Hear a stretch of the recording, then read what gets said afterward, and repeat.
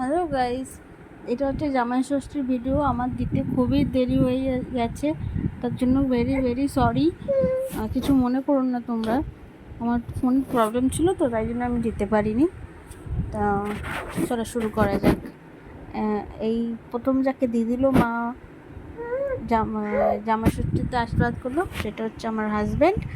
আর second যাকে করছো ওটা হচ্ছে ওই পাশে দিদি বসে আছে, পিসির মেয়ে, ওর বর।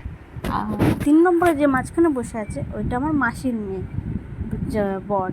যেহেতু তোমরা বলছো যে আমার মা কেন করছো ওদেরকে, তাই তো অ্যাকচুয়ালি ওদের শাশুড়ি হচ্ছে নেই, আমার মাসি নেই, মারা গেছে। আর ও হচ্ছে ওর একটু প্রবলেম আছে, ওকে কেউ এখনও মানিনি, তার জন্য আমার মাই করে ওকে।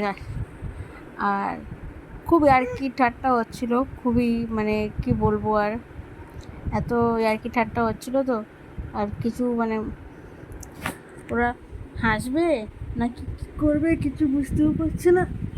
সরি ভাই, একটু বড় দেখো। তারপর যা হলো, মানে খাওয়াচ্ছে, এত হাসছে, মাকে সবাই খাওয়াই দিল একটু অল্প অল্প করে, সবারই যাতে ভালো লাগে।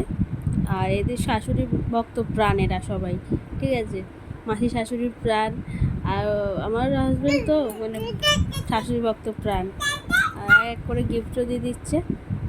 একজন দিয়ে দিল হলুদ কালার, যে দিদিটা শাড়ি পরে আছে, ওর বর দিল হলুদ কালার গেঞ্জি পরে একটা প্রেশার কুকার। আর আমার হাজব্যান্ড দিয়েছে টাকা, আর ওই বড় জামাইপু দিয়েছে শাড়ি। তারপর বললো যে তোমরা খেয়ে নাও তাড়াতাড়ি করে, তাহলে তো দুপুরের খাবারটাও খেতে পারবে।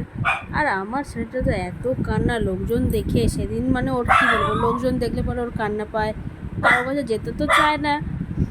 আর বাবাকেও তাড়াতাড়ি করে দিয়ে দিচ্ছি, খেয়ে নাও তুমি, ঠিক আছে, কারণ বেলাও হয়ে গেছে, বাবা স্নান টান করে করেছে তো অনেক তাড়াতাড়ি করে।